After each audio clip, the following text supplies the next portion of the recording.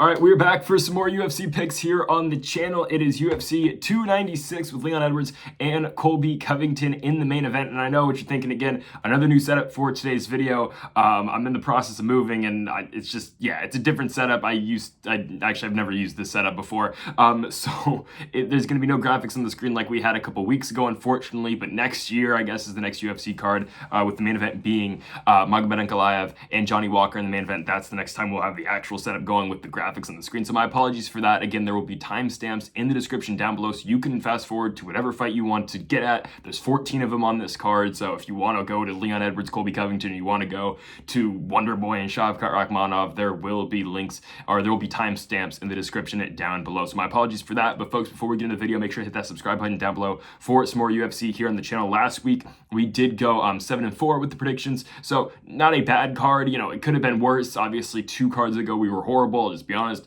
with the Austin, Texas card. But I think we're going to do pretty well with this card. I really like what we have on in store for UFC 296. So let's get in the first fight here.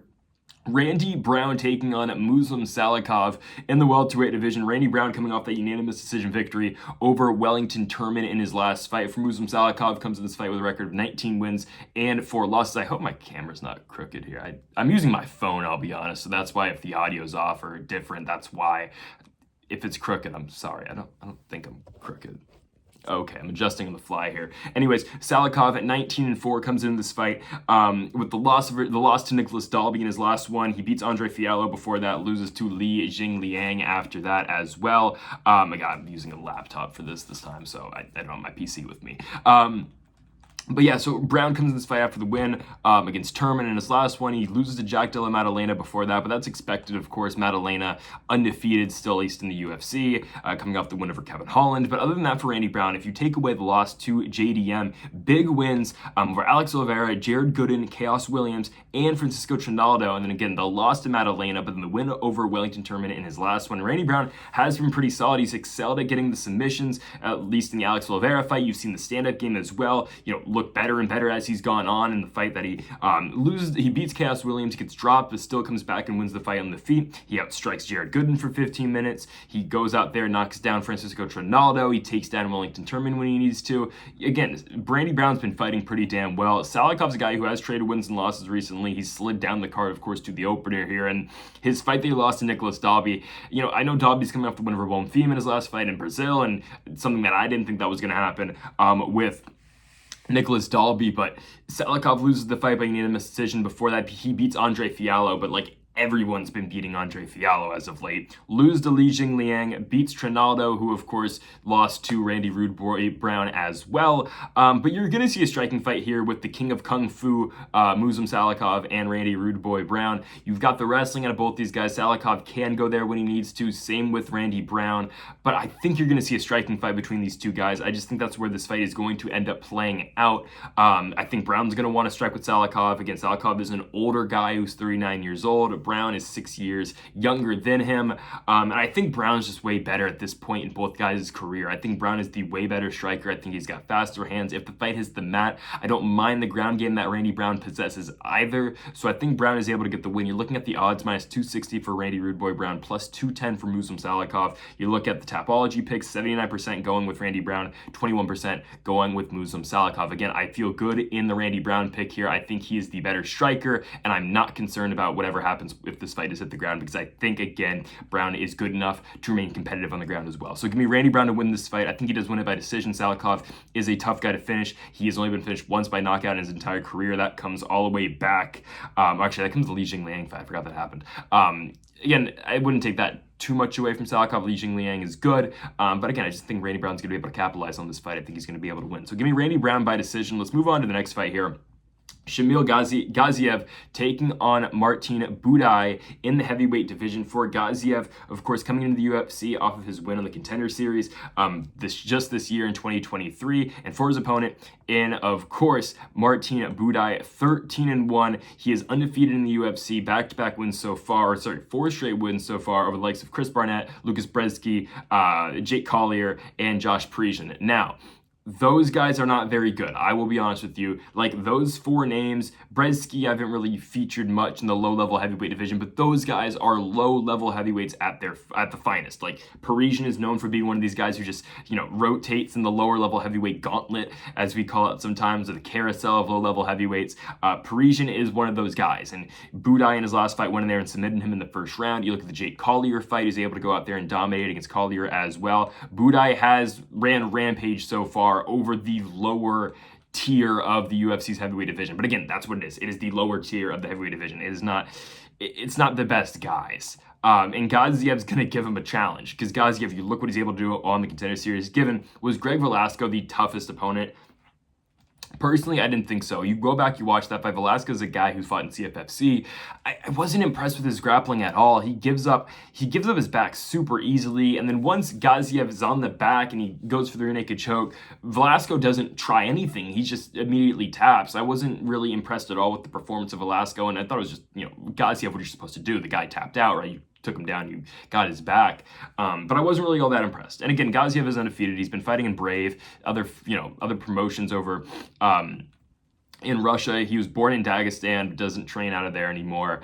But again, undefeated guy. You look at the odds for this fight. I believe we got Gaziev as an underdog. Yeah, Gaziev coming in at plus 155, Buday at minus 185. Again, Buday is the UFC veteran. He is 4-0 in the promotion. But again, it's not against the best guys. And when you look at the takedown defense for Buday, he hasn't really had to stuff many takedowns so far in the UFC, because, a lot of these heavyweight guys, especially in the 30 to 35 range, don't shoot takedowns. I believe he's only had to defend one, which I believe came from Jake Collier. Yeah, Jake Collier's the only guy to shoot a takedown on him, and Collier couldn't get it.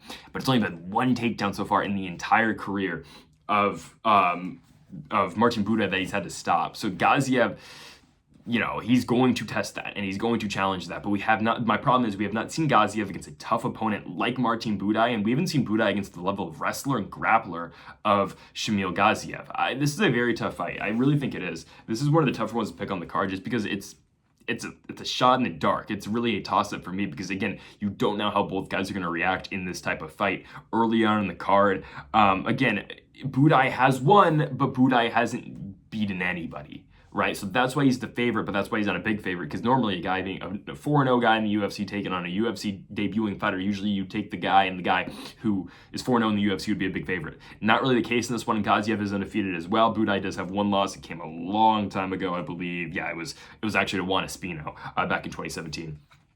I think Gaziev wins. I'm going to take Shamil Gaziev here. I really like the play here for the underdog. I think the underdog is able to cash, just because, again, Buday has not seen anyone at the level of Gaziev just yet. Gaziev is not lost. I know Gaziev has not seen anyone like Marcin Buday just yet. I know Buday submitted Josh Parisian, but I still like Gaziev a lot better. I think Gaziev is the much stronger guy in there. Buday is 6'4", Gaziev is 6'4". It's both these guys are, going to be built kind of the same in this one. I think Gaziev's able to win. Again, Buday has not gone out there and really, he hasn't finished anybody on the feet in the UFC. I think you can make the case he lost to Lucas Brzeski in that fight back in San Diego in 2022. I like Shamil Gaziev here. Gaziev is the way better fighter. I'm going to take Gaziev to win.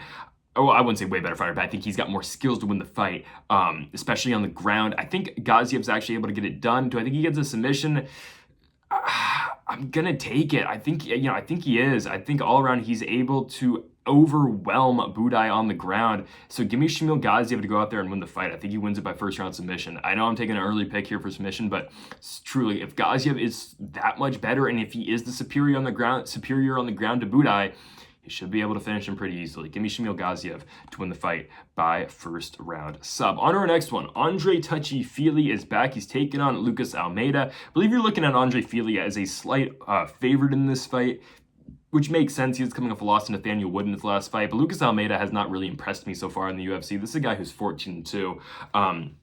The loss in his last fight to Pat Sabatini. Sabatini goes in there, gets a submission pretty early in that second round. His first fight in the UFC is a win over Michael Trezano. It's in the Apex in June of 2022. It's a card that was main evented by Alexander Volkov and Jairzinho Rozenstruik, and he goes out there and he wins the fight. He does what he needs to do. He gets dropped by Trezano, but he drops Trezano twice as well. So Almeida goes out there and wins the fight. It's a pretty good fight. It wins fight of the night. However, Almeida we got in the Sabatini fight wasn't great. Now, again, he got completely shut down by Pat Sabatini. Sabatini 2 takedowns, that's all he really needed to completely just weather the storm of Lucas Almeida, keep Almeida on his back, and Sabatini eventually again got the arm triangle once the fight was down. Andre Fili, I mean, if you've been watching the UFC, you've at least seen or watched an Andre Fili fight. The guy has had 20 in the UFC so far. This will be walk number 21 for him. He's been around for a very long time. His first fight came back at UFC 166, Velasquez versus Dos Santos 3. And again, the guy fought Max Holloway back in 2014. He has been around for a very long time. He struggled to really put together wins, though, and that's what's kind of hurt Andre Fili. I mean, you go all the way back to when he fought Michael Johnson, right? He's on a 2-fight winning streak. He beats Artem Lobov. He beats Dennis Bermudez. He gets Michael Johnson in a co-main event, I believe it was in Boise, Idaho. He doesn't pick up the win. He loses by split decision. He beats Miles Jury, beats Shayman Moraes. Boom, you're on a winning streak. He loses to Sodi Kusev on a Conor McGregor undercard. Comes back, fights Charles Jourdain, beats him, but then loses to Bryce Mitchell. Is beating the hell out of Daniel Pineda, but then pokes him in the eye. Then beats loses to Joynerson Brito in Brito's UFC debut, wins a fight against Bill Algeo, drops a fight in his last one to Nathaniel Wood. And again, it has been a lack of consistency for Andre Touchy Fili that has really hurt him so far in his UFC run. Again, he dropped Nathaniel Wood in their fight over in London earlier this year. He's got the striking skills, but he is going to get put in a firefight in this one against Lucas Almeida. I think you get the Lucas Almeida that you saw in the Michael Trezano fight. I think you see a back and forth war. Almeida is not going to be looking to grapple. Andre Fili is likely not going to be looking to grapple either. He did in the Bill Algeo fight, and he did attempt a couple submissions in that fight, so maybe, and that's something that, I think Fili will look to, and that's definitely going to be something in his back pocket if he's not able to find success in the striking against Almeida. I think that's definitely going to be there if Almeida is beating him in spots on the feet. Then I think, again, that's something that Fili could definitely go to, and that's something that he will always have.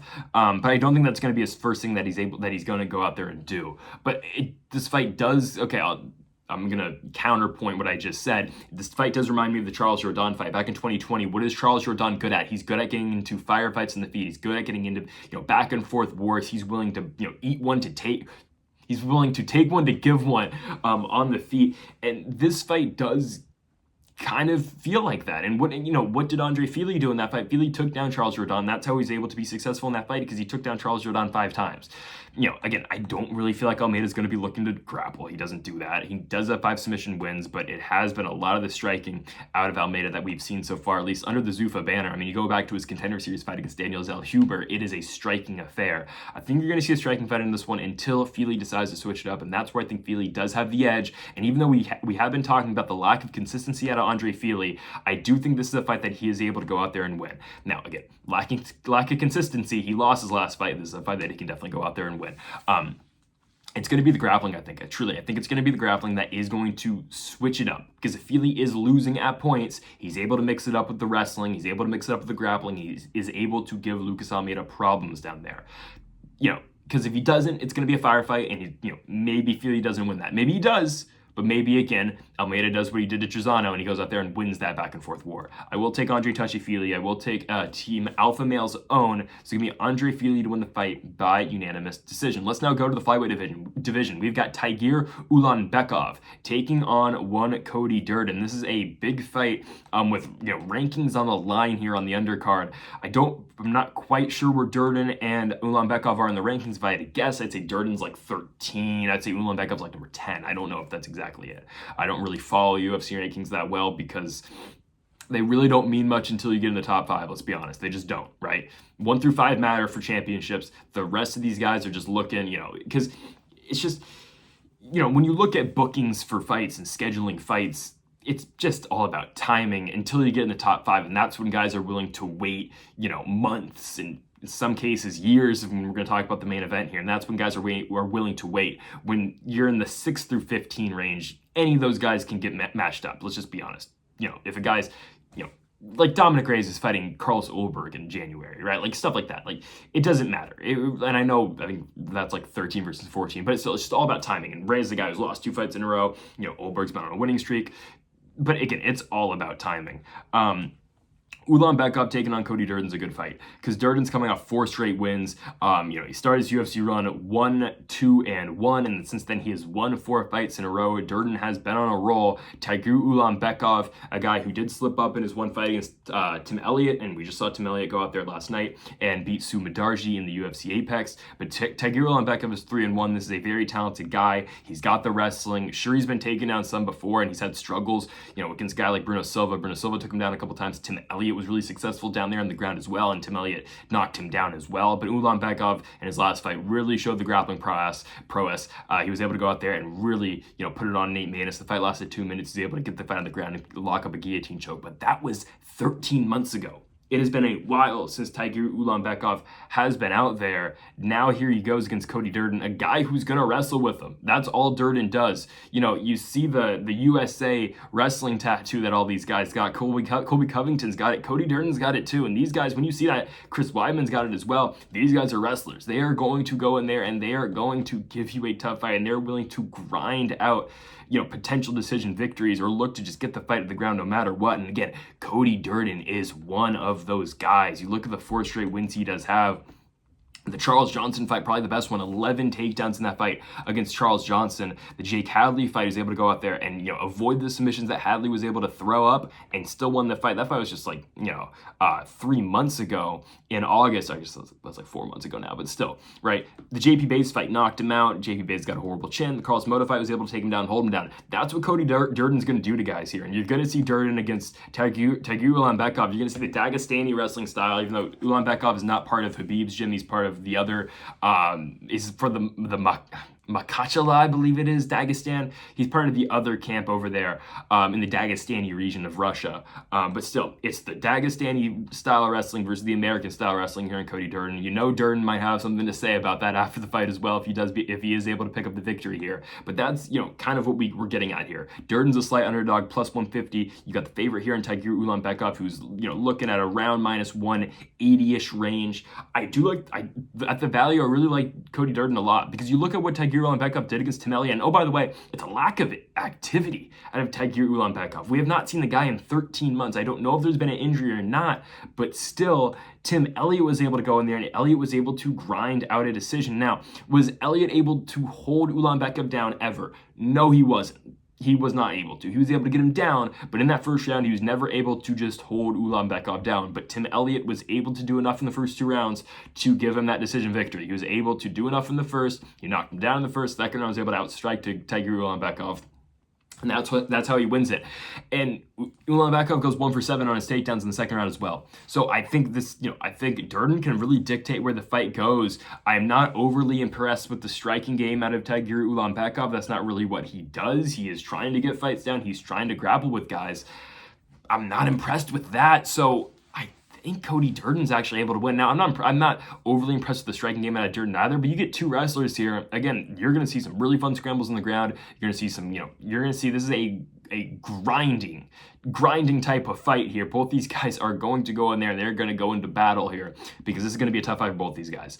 You're going to see a lot of wrestling, and whoever the superior wrestler is going to win. I believe it is Cody Durden. I look at this one, I look at the inactivity out of Ulanbekov. I know Ulanbekov's grappling is good. Maybe, yes, his sambo is better, and his all-around sambo / jiu-jitsu game is better than Cody Durden. But pure wrestling-wise and pure strength-wise, I'm going to go with the American. I'm going to take Cody Durden to win the fight. Give me Durden by unanimous decision. As we now move on to the light heavyweight division, we've got Alonzo Menifield taking on Dustin Jacoby, 2 guys who have been in and out of the top 15 before in the past in their careers, and definitely a top 15 spot is on the line in this fight. I believe Jacoby is number 15 in the rankings, if I'm not mistaken. And Dustin Jacoby, again, coming off that fight where he just did lose to Khalil Roundtree Jr., Azamat Murzakanov, but then he beats Kennedy Nzechukwu in his last fight. A huge win over a really good guy, I think, in Nzechukwu. He goes out there and knocks him out in 82 seconds. Jacoby is back. He did drop 2 in a row. He went on that huge winning streak after the draw against Ion Kutelaba. He beats Darren Stewart, beats John Allen, beats Michal Zolsheshek, beats Da Woon Jung, then drops 2 to Khalil Roundtree Jr. and to Azamat Murzakanov. Now, we were supposed to see Murzakanov, the professional, and Khalil Roundtree fight just yesterday. Of course, Murzakanov had to drop out of the fight, so instead we got Khalil Roundtree Jr. and Anthony Smith. Now, Khalil Roundtree Jr., against what I picked. I thought Anthony Smith was going to be able to do enough. Obviously, he wasn't. But man, Khalil Rountree Jr. put it on Anthony Smith in their last fight just a couple nights ago, or just last night, right? It's going to happen. Khalil Rountree Jr. is good. I think once he sees a really good wrestler, though, I think he's going to struggle. Or when he sees a very good striker, he's going to struggle as well. Like he called out Alex Pereira. Pereira would beat the living hell out of him. Anyways, again, Jacoby's good. You saw what he's able to do against Kennedy Nzechukwu. The Osmat-Murzakanov fight was close. It was really, Murzakanov wins. Jacoby felt like he won the fight. It was very close. Murzakanov was not able to get him down. Both those guys shot for takedowns a lot, but really not much was done on the ground in that fight. Jacoby's case to win the fight was through rounds 1 and 3. You look at it, I thought Murzakanov won. I thought Murzakanov got 1 and 2. Jacoby obviously was running away with the third. Jacoby did really well in that third round. Murzakanov, was struggling to stay up in that last, 3 minutes of that fight because Jacoby was really pushing the pace, and Dana White was really impressed with the performance out of Jacoby as well in that fight. But now Jacoby gets a guy in Alonzo Menifield. Menifield's 7-3-1 in the UFC. He had a little saga with Jimmy Crute because they fought twice in a row. The first fight was a draw. Second fight, he finished the business. Went out there and won by guillotine choke in the second round. Again, Menifield does have a lot of skills. He's got skills on the ground. He's got skills on the feet. He's a powerful guy as well. And really, put a stamp on that Jimmy Crute fight in the second one over in Vegas. Crute takes him down. Menifield's able to lock up that submission from the bottom. It's a huge win for him. It really is. I believe it was in the clinch, and he drops and he wins. I think, if I'm remembering that fight right, I might be getting that wrong. But, Menifield's solid. He really is. Remember his fight against Oscar Murazov, the fraudulent MMA fighter from the Ukraine who, had a fake record and all of that. And, Menifield makes slight work out of him as well. All around, though, Menifield is a very good guy. Menifield is a very talented fighter. You've seen the Von Flue choke victory over Fabio Cherant back in 2021. He's got skills on the ground. This guy is a very impactful fighter. He is going to give a lot of guys a tough challenge. Now, what will he be able to do against Dustin Jacoby? That's my question, because Dustin Jacoby is solid in his own right.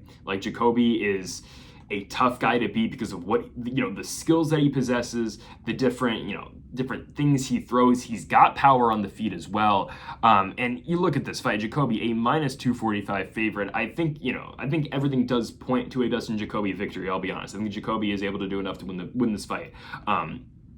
Just because I think, the fight stays on the feet. Menifield doesn't really engage in much wrestling in his own right. I know he did that against Murazov because Murazov, again, that guy was was not supposed to be in the UFC at all. If the UFC knew his actual record, he wouldn't have been in there.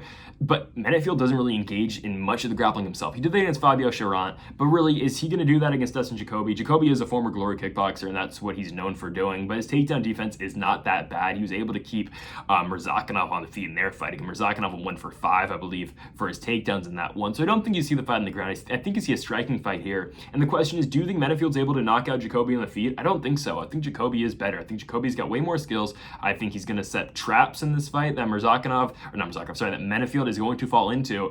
And I think Dustin Jacoby's going to win this one. I'm going to take the favorite in this one. Again, there's a reason he's a -245 favorite, but I'm going to take him to win. Dustin Jacoby's able to go out there. I think he will get the finish in the second round. Give me Dustin Jacoby with a huge finish. And now we go on to the women's flyweight division. Casey O'Neill takes on Ariane Lipski. Oh, what a fight. It's an interesting one because Casey O'Neill at one point in time had so much hype around her. Seriously, she had a bunch of hype. She was undefeated. She was 9-0, and then she loses to Jennifer Maia. Now, I think a lot of people realize that O'Neill really wasn't that good. She was never going to be, again, she's young in her career. She's 26. Maybe she could get there in some time. But I really never saw Casey O'Neill being a title challenger. I really or a champion, I guess. In the women's divisions, you can make your way up the weight class pretty quickly and get a title shot. Jessica Ai was a title challenger. Jennifer Maia fought for a title. So I never thought she was going to be that champion caliber fighter because you look at the fights she had, she barely got by Roxanne Modafferi, who was on the brink of retirement. And then just the fighters she beat on her way, because she rose up the rankings pretty quickly. They just weren't that good. She just was beating a lot of bad fighters by stoppage until she ran into a true top 10 fighter in Jennifer Maia. Now she runs into Ariane Lipski.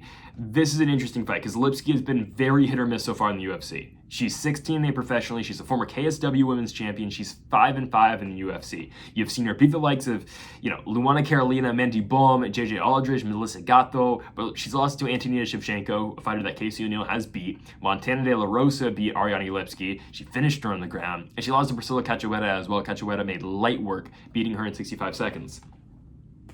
I don't know. Because I really don't know what to expect out of Casey O'Neill, because she did not look good in that last fight, and she really did not look good in the Roxanne Modafferi fight. Sure, she had a lot of volume, and the stats, okay, 229 significant strikes for Casey O'Neill looks good on paper, but when you're having a split decision with Roxanne Modafferi, that's not good. Now, I don't think it should have been split. I thought she easily won the fight, but still, I think decisively she won the fight, but man, it's not great, because Casey O'Neill gets stuck in these striking fights. When she can't get the fight down, she gets stuck in these striking fights, and it's a lot of volume because she can eat a punch, but she doesn't really throw that hard either. And again, it's a women's flyweight fight, so not much damage, in all fairness, is being inflicted, at least in these lower level fights. So it's just a trade fest in the feet, and both the fighters really aren't throwing that hard. I don't think O'Neill's gonna want to take this fight down. Lipski's got really good jiu-jitsu. A lot of fighters don't do that well against Lipski on the ground in a jiu-jitsu match. Now, Montana De La Rosa, Antonina Shevchenko were able to just ground and pound her down there. But if you do what Luana Carolina did and grapple her and try to, play, position with her, then that's when Lipski's going to submit you.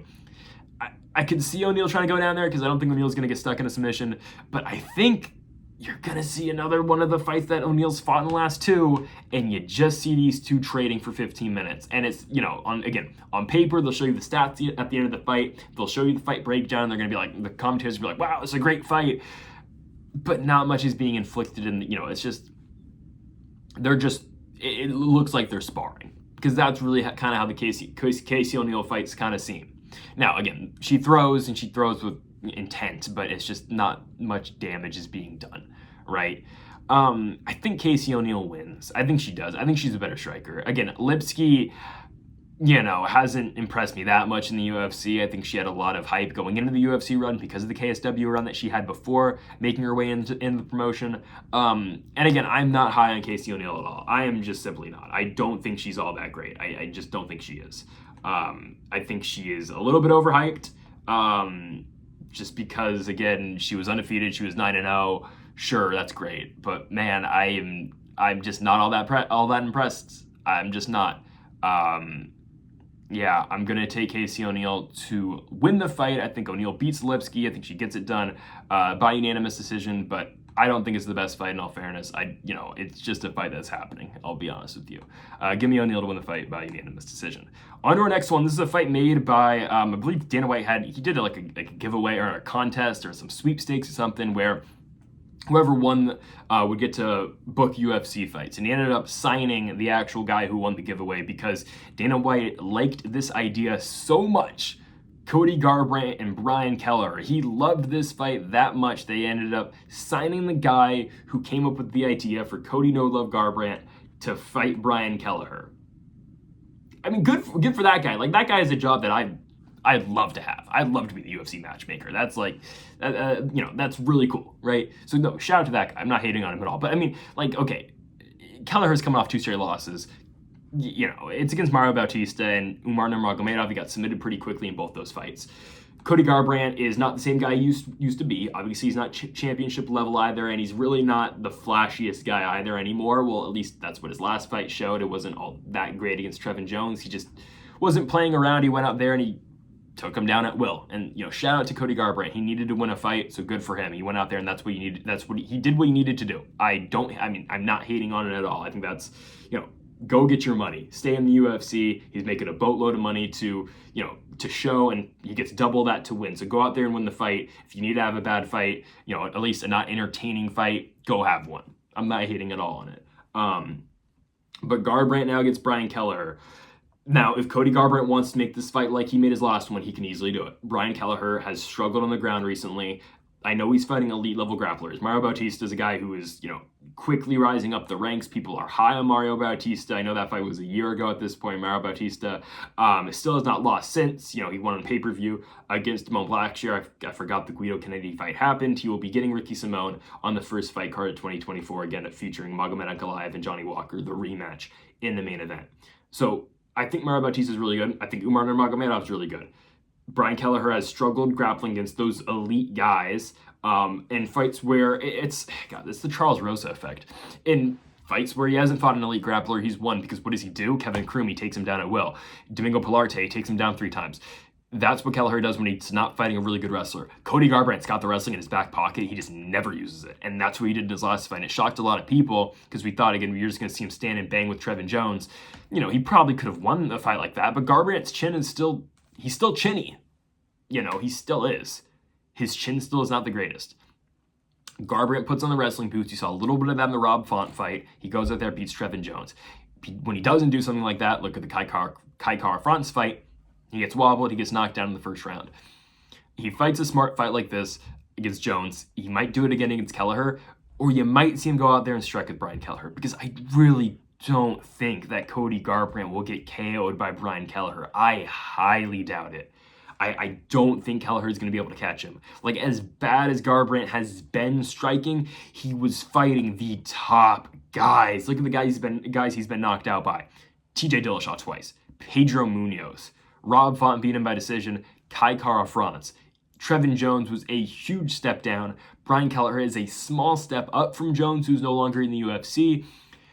But it's still not that, you know, it's not an elite level matchup for Cody Garbrandt. It is a guy that Cody Garbrandt should win. It's a fight that he's designed to win. Now, the question is, how does Garbrandt win? Does he go out there and wrestle and win a decision, or does he knock out Kelleher? I think he wins a decision. I still don't think Garbrandt's playing around. Let that chin rest up as much as you need it. Even though, again, it's been a while since he lost to Kai Kara-France. That was in December of 2021. But still, go out there, get your money.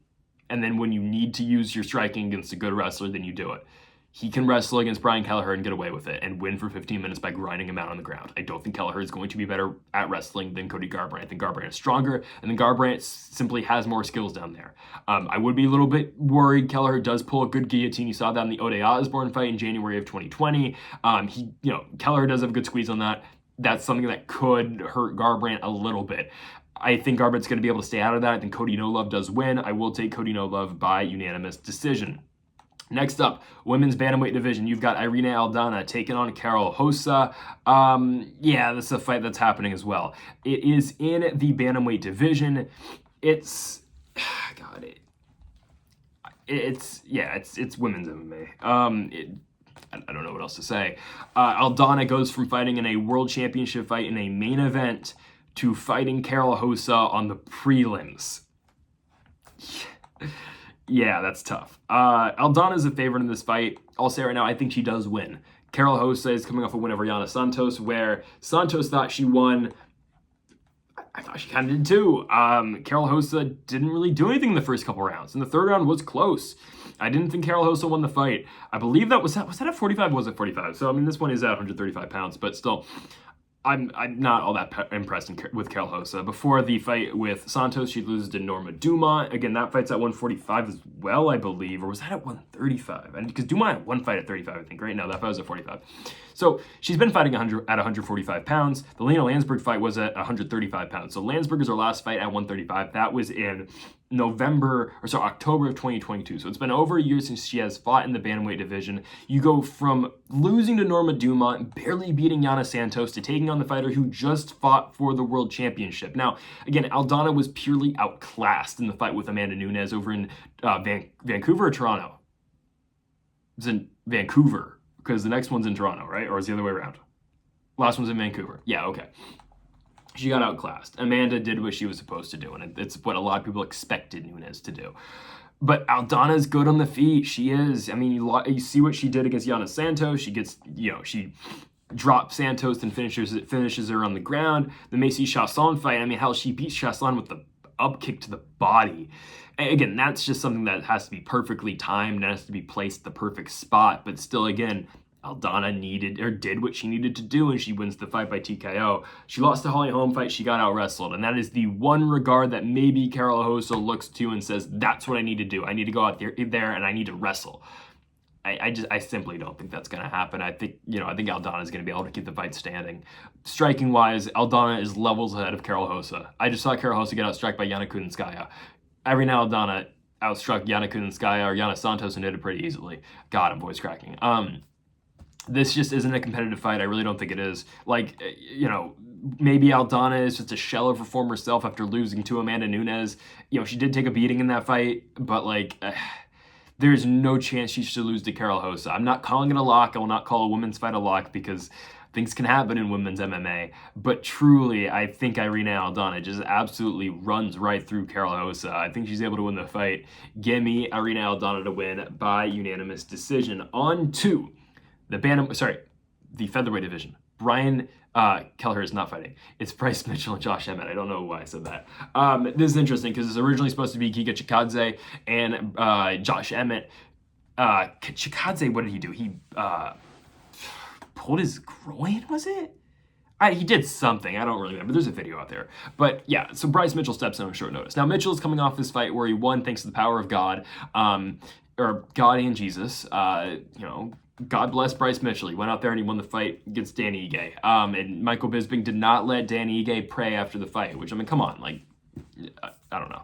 Anyways, Mitchell is 16-1, the one loss being to Ilia Topuria. Now, Ilia Topuria is fighting for the World Championship next in a fight that a lot of people think he's got a very good chance to unseat Alexander Volkanovski for the World Championship. Now, we'll see what happens with that fight. I am to be decided with that fight for the championship between Volk and Ilia Topuria. I'm siding with Volk so far. I think Volkanovski's going to be able to do enough. I think Islam has night against Volkanovski in Abu Dhabi. But yeah, Bryce Mitchell, the one loss to Ilia Topuria, and he gets submitted, okay. And Topuria, you know, drops him, and Topuria just outclassed him. That's fine. Topuria is seriously going to do that to a lot of these guys, and Topuria did that to Josh Emmett. Emmett's last fight got absolutely dominated in a main event in Jacksonville, Florida in 2023 in June in the summer, right? And before that, Emmett was fighting for an interim championship where he loses to Yair Rodriguez. Don't let that take away from what Josh Emmett has done well. Now, a lot of people didn't think he beat Calvin Kattar in Austin or San Antonio or Austin, I think it was it Austin or San Antonio? They've been in Texas a million times now. It was in Austin. A lot of people thought he lost the fight. I thought he lost the fight too. I thought Kattar did enough. Whatever, they gave him the decision. He beats Dan Ige by decision. I think that was a fair decision. You know, he's got the war with Shane Burgos, a really underrated, really good fight in the Apex in June of 2020. That fight's really good. But man, Emmett's old. You know, Josh Emmett, it felt like that Yair shot, and I think he kind of realized it too. Like that was his last real chance of getting to the belt. Now, if he beat Topuria, obviously that was going to be another easy way to get right back to the title. This is, if he loses, I believe this is it in the career of Josh Emmett. Guys training out of Team Alpha Male still in Sacramento. Formerly a Bay Area guy, went to Menlo College, but this is a extremely tough fight for him. It just is. The ground game of Bryce Mitchell. I know it is on short notice, but I choose to believe that Mitchell has been still in the gym. He just fought 2 months ago. I'm assuming he's been active, so I don't think cardio is going to really play too much of a factor in this one, and I really wouldn't feel too bad about the cardio and the stamina of what Bryce Mitchell is able to bring. But I think Mitchell will be able to outpace him on the ground. Now, if Josh Emmett wins, he's going to knock out Bryce Mitchell. Because on the feet, yeah, Josh Emmett is a better striker. Wrestling-wise, I've always talked about it. Josh Emmett's grappling is not that bad. His wrestling is seriously not that bad. But Bryce Mitchell's is better. And that's why I will side with Bryce Mitchell to win the wrestling fight, the wrestling battle against Josh Emmett. Because I just think he's better down there. I just think so. Man. Yeah, I think Josh Emmett's going to win. I think Bryce Mitchell is going to win. I don't think Josh Emmett has it together in terms of keeping himself off his back here. I think Mitchell is going to be able to keep him down there. I know that didn't, I just think Mitchell, the striking game of Josh Emmett, sure, he's got power. Everyone's got power, though. Bryce Mitchell has dealt with power before. Now, the last time he got knocked down, the only time he's been knocked down was against Ilia Topuria. But look what Bryce Mitchell's able to do to Edson Barbosa. Barbosa is not washed. You saw what Barbosa just did to Sodiq Yusuff. He's not, the guy is still solid, and Mitchell is able to walk through the fire, get the takedown, take him down. Now, Josh Emmett's takedown defense is going to be a lot better than what Edson Barbosa has to offer, right? Dan Ige couldn't really keep himself off his back as well because Bryce Mitchell is just able to grind that fight out, and Mitchell was able to win the fight, grappling too. As long as Mitchell does not get hit and rocked by Emmett, he should be able to win. Give me the Arkansas native Bryce Mitchell to go out there and just grind out a decision. It is the featured prelim. Huge spot for Josh Emmett. I think he goes out there and wins. Give me Thug Nasty in the camo shorts. Bryce Mitchell's able to win the fight by unanimous decision. On to the main card. You got Vicente Luque taking on that taking on Ian Machado Garry. Now, God, that entire situation is so weird. Ian Garry, I'll be honest, I'm not the biggest fan. I really don't like Ian Garry. I don't think I think he's an odd guy. I think his whole shtick that he runs, where he targeted Neil Magny, went after Magny for abusing his kids. He went after Jeff Neal, wearing his mugshot to a not press conference, we just wore it to something, I forget, some event.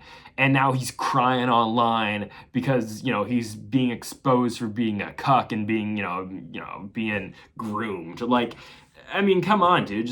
And I think Colby Covington made a good point about this. Like, Colby Covington got death threats in Brazil after he called them filthy animals.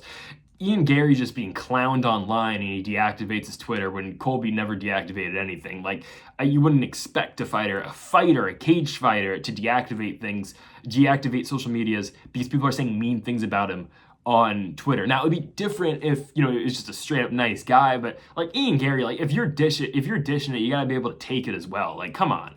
Hey, Gary's fighting Vicente Luque. Now, with all that being said, Ian Garry is a good fighter. I'll give him that. Ian Garry's a good fighter. I think that's been a lot of the just what people are saying about Ian Garry. Like, again, the entire situation makes him look like a fool, but you can't deny he's a good fighter. He's a really good fighter. Now, I know Hassan Kenan dropped him, and that's the clip that you see getting played on Twitter and stuff, right? Because that's what people hope Vicente Luque can do to him. I think it is going to be tough. As much as I don't like Ian Garry, I think it is going to be difficult for Vicente Luque to win this fight. Now, he is coming off a win over Rafael dos Anjos, and we are going to see the defensive grappling out of Ian Garry in this fight because I believe Vicente Luque is going to shoot on him. I think Luque is going to try to make him wrestle because that's something, where we haven't seen really Garry tested against an elite guy on the ground. Like, Hassan Kenan tried to take him down. He took him down a couple times. But really, and Luque's not an elite wrestler. He's a good jiu-jitsu player, but wrestling-wise, he's not the greatest. But you haven't seen Garry against anyone with a very good skill set on the ground just yet. So that's where Vicente Luque is going to challenge him here. On the feet, Luque has been known for getting into wars on the feet. He's been known to getting into, he's been known for getting into crazy fights. Brian Barberena is a very good example of that. The fights against Nico Price, good example. The Wonder Boy fight, Jeff Neal fight where he lost. Like, Luque has been in these crazy fights before. He might try to get in that with Ian Garry. I wouldn't be surprised, but do you want to do that against Ian Garry? Gary's good. Like, Gary's striking is very solid. He's a very good counter striker. He's able to go. Again, I remember when he first debuted in the UFC, everyone coined him Nice Conor McGregor. He didn't really live up to that, whatever people thought he was going to be after he knocked out Jordan Williams with the counter right. I mean, it was the same exact thing that Conor did against Jose Aldo. It was the counter left. Same thing was the counter right against Jordan Williams. Again, Ian Garry is a good striker. He's got a lot of skills on the feet. The head kick went over Daniel Rodriguez. He was able to really, just do away with anything that Neil Magny was able to offer him. Ian Garry is a good striker. I will give him that every single day of the week. However, I don't like the guy, and I hate to say it, but he's going to beat Vicente Luque.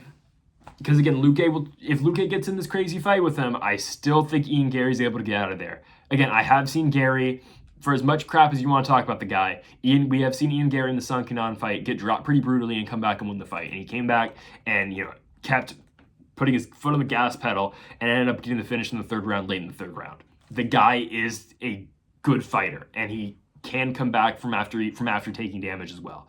Luque is going to hurt him. He will stun him. He will wobble Ian Garry. But Ian Garry, I do think, is going to be able to keep his foot on the gas and keep coming forward, or at least keep countering Luque to it. And when he needs to, he can come forward as well. I think Garry does win a really fun fight. I think Ian Garry does get the finish in the second round by TKO. I know that is a very tough thing to do against Vicente Luque. And it's only happened once where Luque's been finished, and that was in the Jeff Neal fight. I do think Ian Garry is the second guy to do it, though. Again, as much as you want to hate the guy, I don't like the guy either, I'll be honest. So, this pick's has no bias at all. I'm still going to take him. I'm taking Ian Garry to win the fight by second round TKO. On to our next one. My goodness, Tony Ferguson is fighting Paddy Pimblett. Like, oh man. I hate that it's happening. I hate that it's happening. Paddy's back. First time in a year. It will be 371 days since his last fight when he fights Tony Ferguson. Of course, he got injured. Jared Gordon fight. Jared Gordon fight. He didn't win. Like, go back, watch the fight. He did not beat Jared Gordon. That's really irrelevant in this fight because I can talk about the past of Paddy Pimblett. Simply put, it doesn't matter. What does matter is the history and the past of Tony Ferguson. Now, Ferguson, you know, he's doing his whole new training regime, and it's just like the problem with Tony Ferguson was not his chin. Or, no, sorry, it is his chin. The problem with Tony Ferguson was not his conditioning. That was the least of his concerns. The concern for, like, the David Goggins stuff is cool and all, right? But we've never questioned the heart and the cardio out of Tony Ferguson because that's always been there. He hasn't, you know, he's just, as a fighter, skillfully, he just hasn't been good.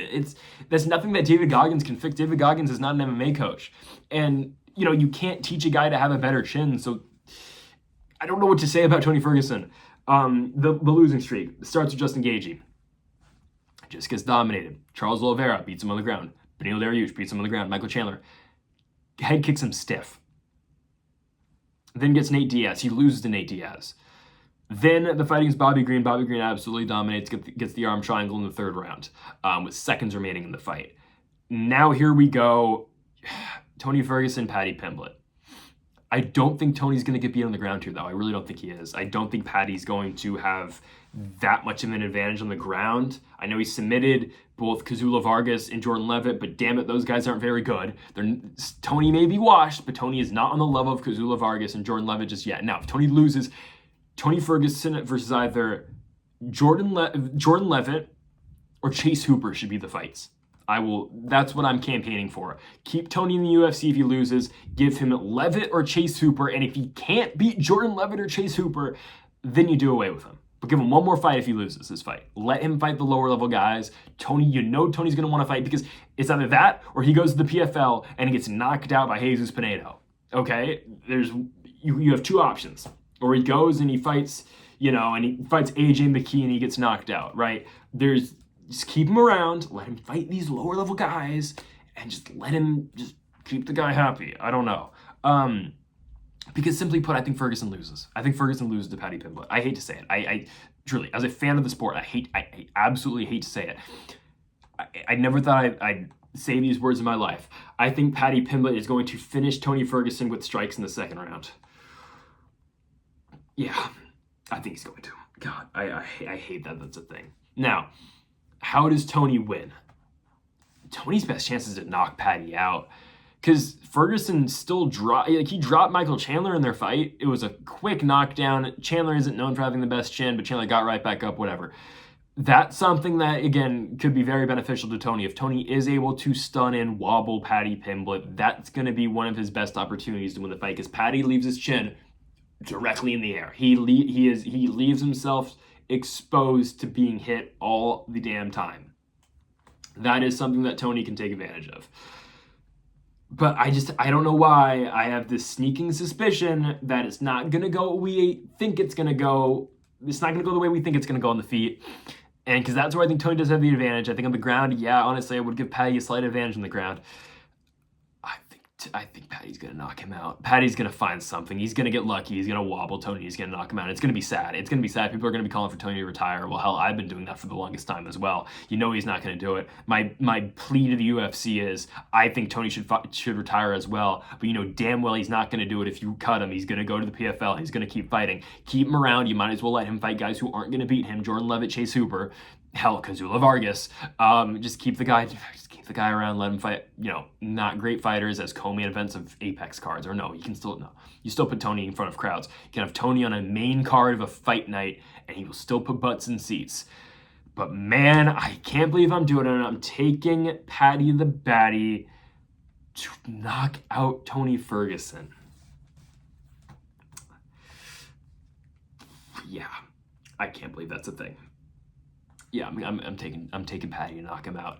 I just think the chin's gone. I know Bobby Greedo wasn't able to do it, but man, Tony still took damage in that fight. Tony is taking damage, and he keeps on taking damage. And he's 39, about to turn 40. Like, you can't be doing this at your stage of your life, man. Like, we're about to talk about a 40-year-old Wonderboy Thompson, but Thompson does not eat damage like Tony does. Give me Paddy the Batty by second round knockout. I hate that that's a thing. On to our next one. In the welterweight division, Shavkat Rakhmonov takes on Stephen Wonderboy Thompson. Now, if Belal Muhammad wasn't weighing in to be the backup of this card, because if that happens, pay-per-view sales go from here all the way down here. Nobody's going to buy the pay-per-view if Belal Muhammad is fighting for the world championship. I swear to God, if that happens, my goodness, I'm going to be absolutely pissed. But normally you think this would be a number one contenders fight. It's not. The winner of Colby and Leon is likely fighting Belal, but Stephen Thompson and Shavkat Rakhmonov will wait in the wings. Rakhmonov, undefeated 17-0. I think Wonderboy has a better chance to win this fight than a lot of people are giving him. He's a plus 400 underdog. Rakhmonov is like at minus 550. Sure, that is fair. Wonderboy's the better striker in this fight, and I will wave that flag. I will say Stephen Thompson is a better striker than Shavkat Rakhmonov. I think Stephen Wonderboy Thompson has the advantage in the striking game against Shavkat. My problem is Shavkat's not going to stay up there. Rakhmonov will take him down, and that's where Stephen Thompson has trouble, is with the takedown, and it's with the grappling that Shavkat Rakhmonov is able to pull off. So I will give you the pick right now, then I will explain it. Shavkat Rakhmonov by second round submission. I think he does get it done in the second round. It pains me to say because I love Wonderboy. Wonderboy's been one of my favorite fighters for the longest time. But truly, how do I give a rationale why Stephen Thompson beats Rakhmonov? Because of the grappling that Rakhmonov does have. And that was always the problem with the rumored Stephen Thompson versus Kamaru Usman fight. It was like, okay, well, Usman's just going to take him down. Because we've seen Stephen Thompson against good, not even the best wrestler or grappler. I mean, Burns got good grappling, but Burns is not the best straight-up wrestler, and he's able to just have his way with Wonderboy on the ground. Now, sure, Stephen Thompson pretty much won every single second of that fight on the feet. It was the co-main event for Dustin Poirier and Conor McGregor, the third fight, right? But again, when you see fights that Wonderboy has against guys like Kevin Holland, he went out there and he just outstruck Kevin Holland.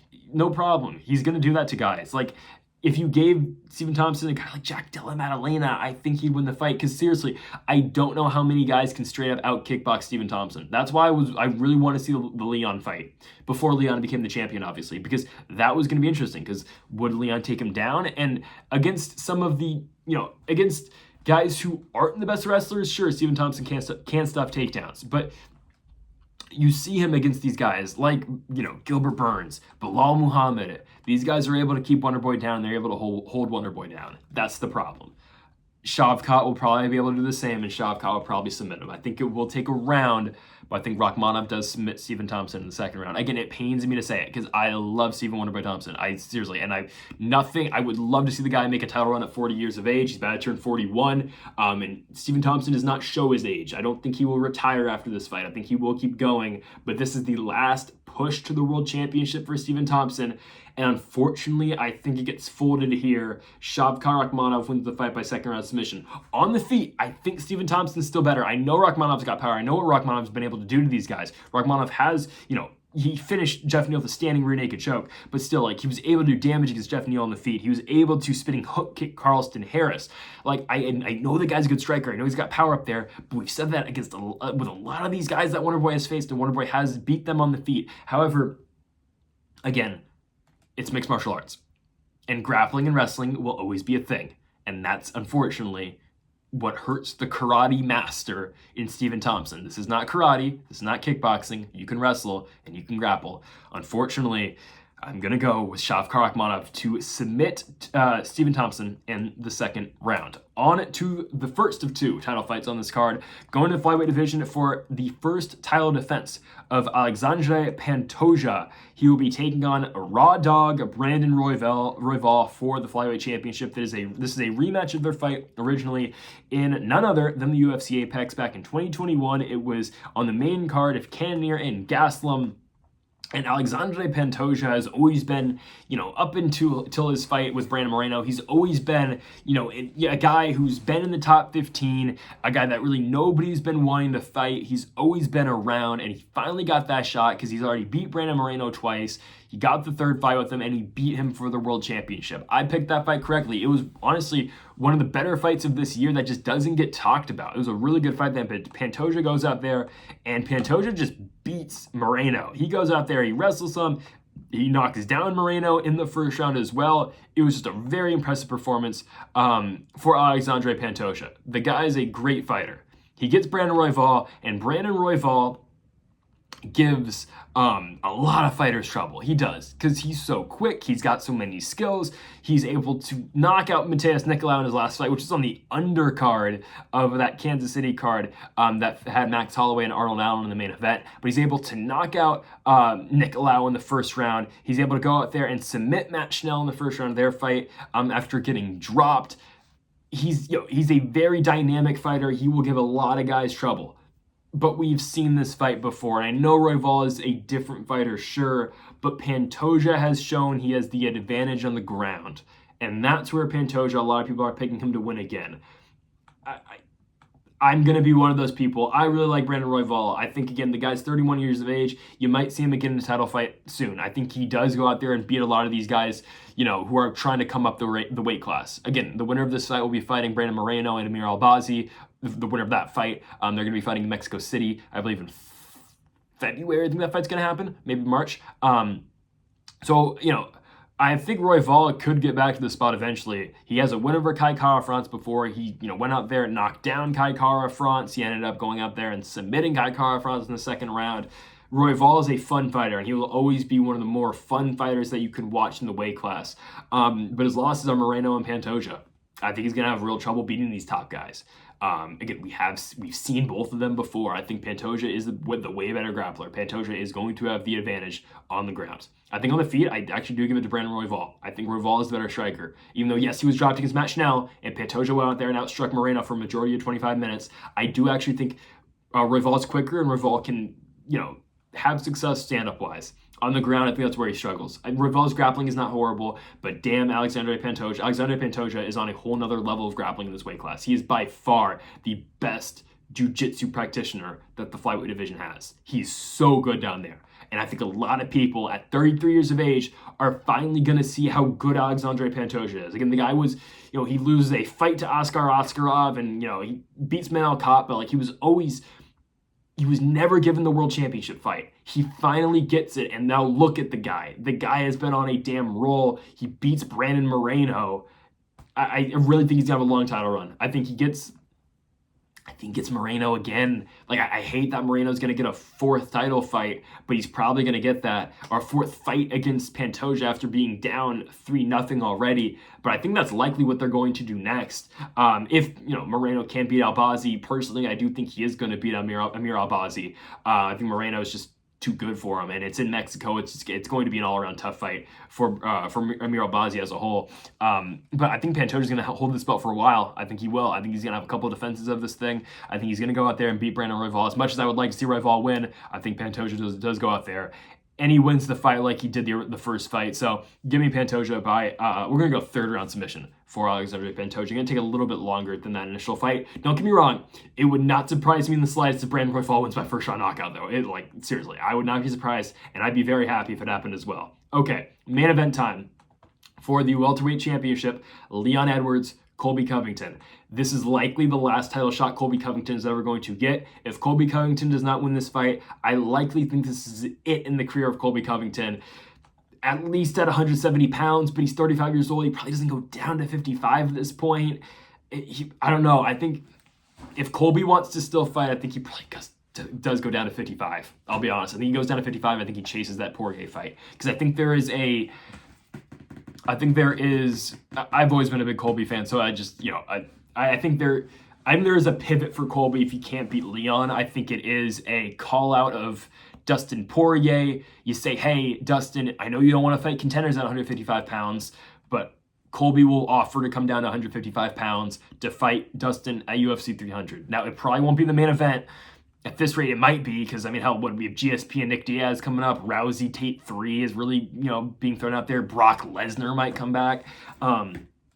I think that is the pivot for Colby if he can't beat Leon Edwards. It is the fight with Dustin Poirier at UFC 300, because it's been rumored for a long time. Poirier's at a point in his career where I know he doesn't like Colby, he doesn't want to give Colby the attention, but you're trying to make money, dude, and Colby's a big money fight. But in terms of title aspirations, this is it for Colby Covington. He has to win this fight. He has to beat Leon Edwards. He has to do it in Las Vegas.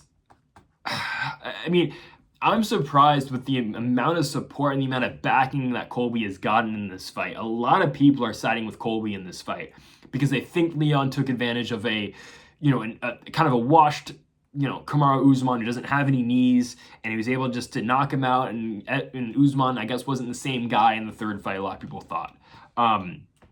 And a lot of people think that Colby Covington has the style to beat Leon Edwards. I would say so as well. Colby is a tough.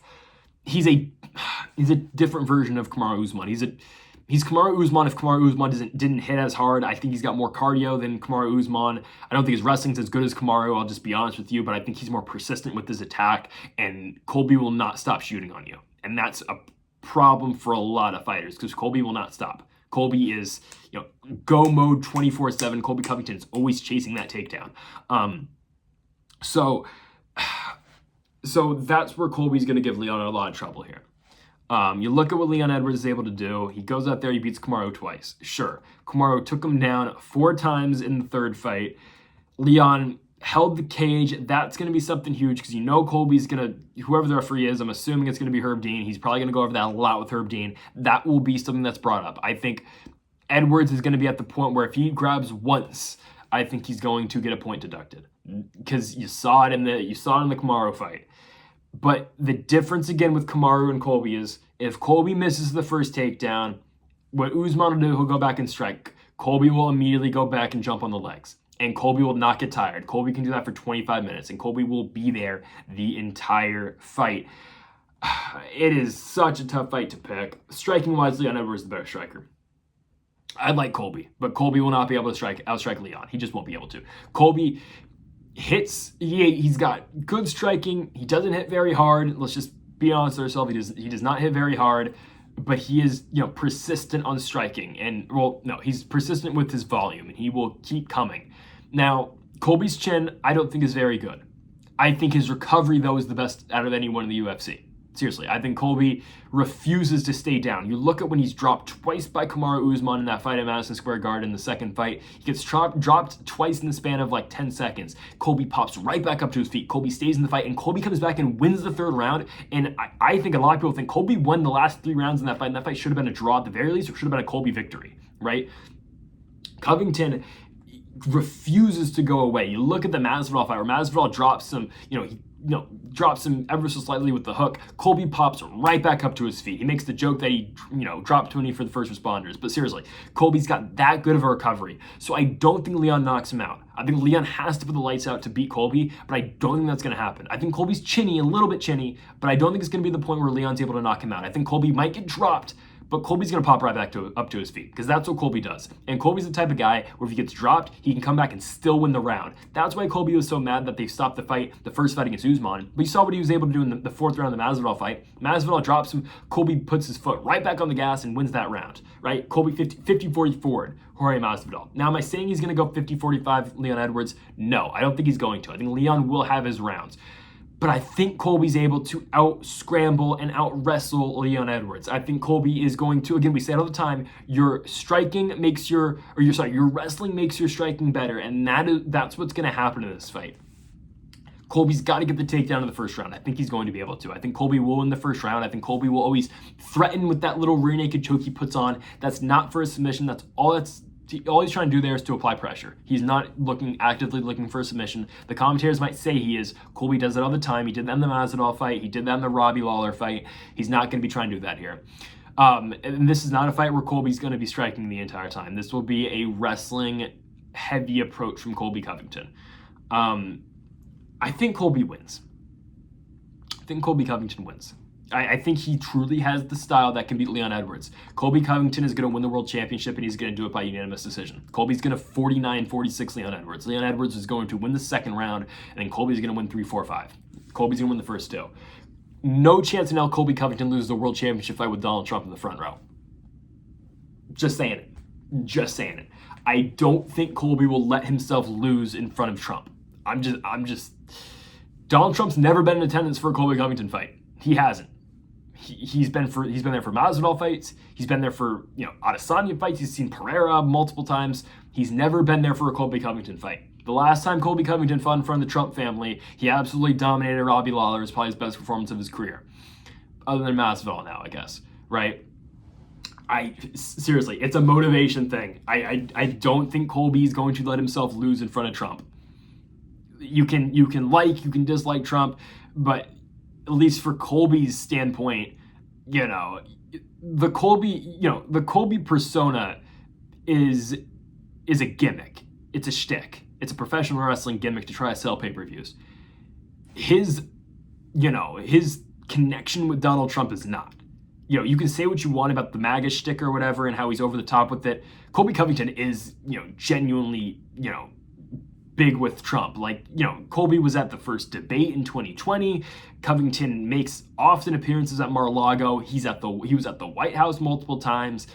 Colby Covington is on very good terms with the Trump family, and that's as crazy as it might seem, that is a huge motivating factor for Colby Covington here. I think that is more, seriously, that's more than the belt. I think if Colby wins, he's going to say that. He's going to say fighting in front of Donald Trump means, or winning in front of Donald Trump means more than anything possibly could, money or world championship.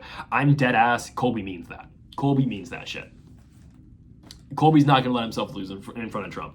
So lock it in. Colby Covington beats Leon Edwards by unanimous decision. It is USA. It is a reenactment of 1776. Colby Covington goes out there and he beats Leon Edwards. He dominates wrestling. He goes out there and the cardio king just outlasts Leon Edwards. He will find his moments in the feet, but he will be persistent with his attack of finding the takedown.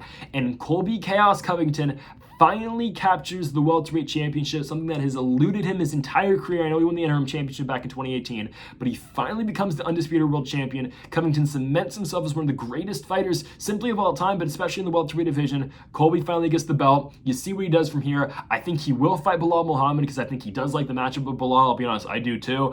But I don't think Colby's got many fights left in him. I'll be honest with you, 35 years old, 36 now. I don't know how many fights Colby truly does have. He's probably going to want the 30-1 fight at some point if he does win the belt here, but let's take it one fight at a time. I think Colby goes out there and beats Leon Edwards. Give me Colby Chaos Covington and new welterweight champion of the world, Colby Chaos Covington. And folks, thank y'all for watching our UFC I keep forgetting the number of this card, 296 predictions with Leon Rocky Edwards and Colby Covington in the main event. Again, we are going with Colby Chaos to finally capture that welterweight gold. We'll be back next year for Magomedov Live and Johnny Walker 2, the first fight night card of the year. That will be posted, I believe, on January 7th. That will be posted, so stay locked in and tuned to the channel for that. We'll be back for more just various gaming stuff in the channel as well if you want to stay tuned to the Greedo Plays channel here over the Christmas break. But yeah, so we'll be back next year. That'll do it for UFC, at least for 2023. Thank y'all for the support in these videos. We'll be back next year for 2024. Give us a hand for watching, and Mamba forever.